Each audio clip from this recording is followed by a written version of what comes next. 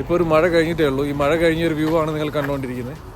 ഞാൻ ഈ ബ്രൈറ്റൺ സിറ്റിയിൽ തന്നെയാണ് താമസിക്കുന്നത്. വെറും 10 മിനിറ്റ്സ് വാക്കിംഗ് ഡിസ്റ്റൻസിലാണ് ഈ ബ്രൈറ്റൺ ബീച്ച് എൻ്റെ വീട്ടിൽ നിന്നുള്ളത്. ഞാനിപ്പോൾ പോയിക്കൊണ്ടിരിക്കുന്നത് ബ്രൈറ്റൺ പാലസ് പിയറിലേക്കാണ്.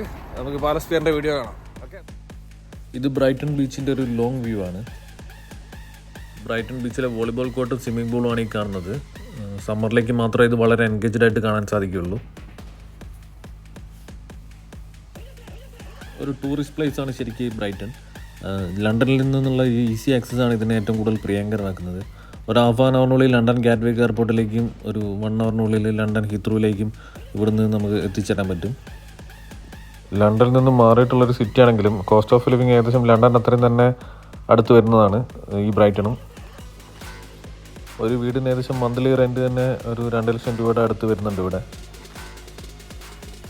ആർട്ടിസ്റ്റിക് മൈൻഡുള്ള ഒരുപാട് പേര് താമസിക്കുന്ന ഒരു പ്ലേസാണിത്.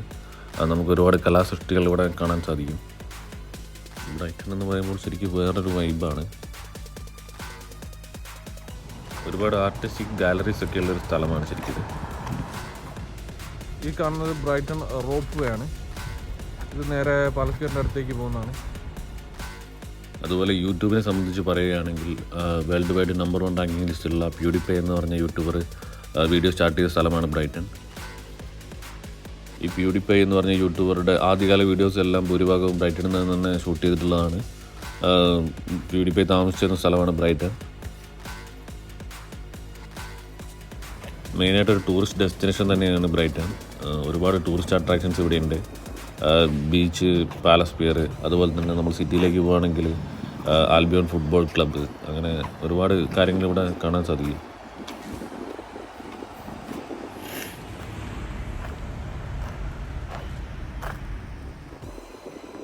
ഈ കാണുന്നത് പൈററ്റ്സ് ഓഫ് ദ കരീബിയൻ്റെ ഒരു മിനിയേച്ചറാണ്. ഇവിടെ കിട്ടുന്ന സ്പെഷ്യൽ ഒരു ഫുഡ് ഐറ്റമാണ് ഫിഷ് ആൻഡ് ചിപ്സ്. നമുക്ക് എല്ലായിടത്തും ഫിഷ് ആൻഡ് ചിപ്സ് എന്ന് എഴുതി വെച്ചിരിക്കുന്നതാണ്. ഇഷ്ടംപോലെ ഷോപ്പുണ്ട് ഇവിടെ ഫിഷ് ആൻഡ് ചിപ്സ് തന്നെ കൊടുക്കുന്നത്. നമ്മൾ പാലസ് പിയറിലേക്ക് എത്താറായിട്ടുണ്ട്. കുറച്ച് ദൂരം കൂടിയുള്ളൂ ഇനി.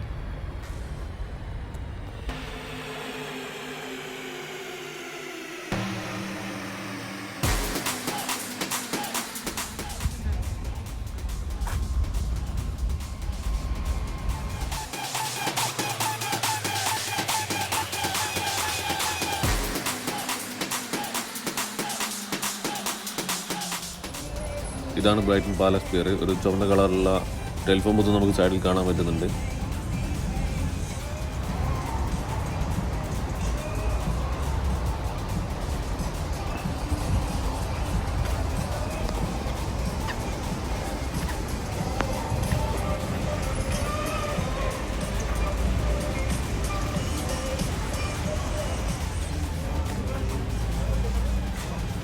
ഇവിടെ എവിടെ നോക്കിയാലും ചെറിയ ചെറിയ ഫുഡ് സ്റ്റാൾ ഇഷ്ടം പോലെയാണ്.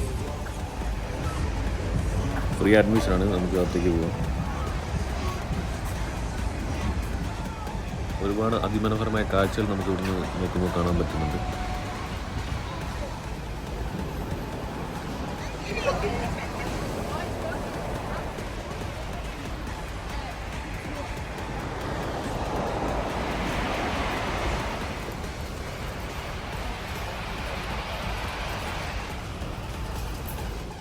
ഇനി അങ്ങോട്ട് ഫുൾ ഗെയിംസാണ്. ഒരുപാട് ഗെയിം പ്ലേ സ്റ്റേഷൻസ് നമുക്കിവിടെ കാണാൻ പറ്റുന്നുണ്ട്. ഒരു എൻ്റർടൈൻമെൻറ്റിന് വേണ്ടിയിട്ട് തന്നെ ഡെഡിക്കേറ്റ് ചെയ്തിട്ടുള്ളൊരു പ്ലേസാണിത്.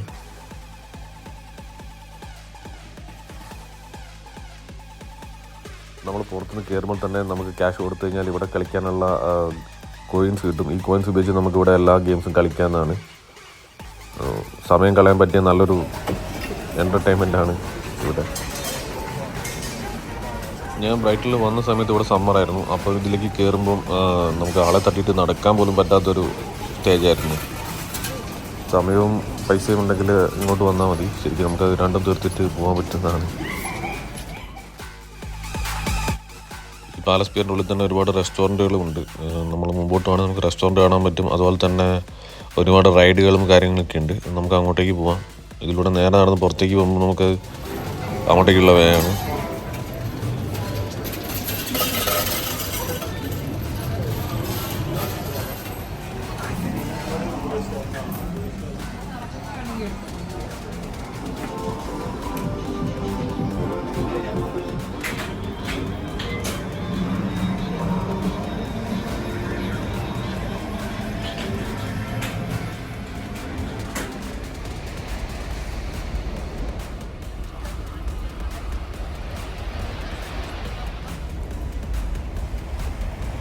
ഒരുപാട് ആളുകൾ ഇവിടെ നിന്ന് ഫോട്ടോസും വീഡിയോസൊക്കെ എടുക്കുന്നുണ്ട്.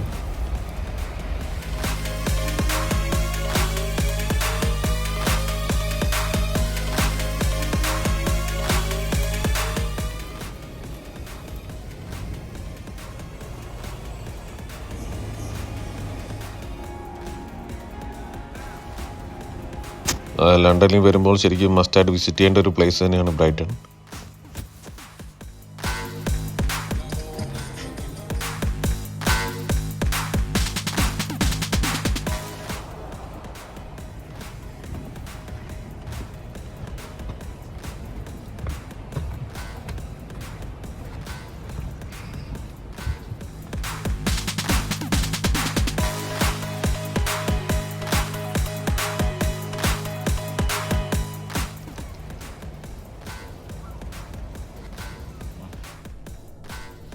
ഈ കാണുന്നതാണ് ഹൊറർ ഹോട്ടൽ. ഇതിൻ്റെ അകത്ത് കയറി കഴിഞ്ഞാൽ നമുക്ക് ഒരുപാട് ഹൊറർ സീൻസ് നമുക്ക് കാണാൻ പറ്റും.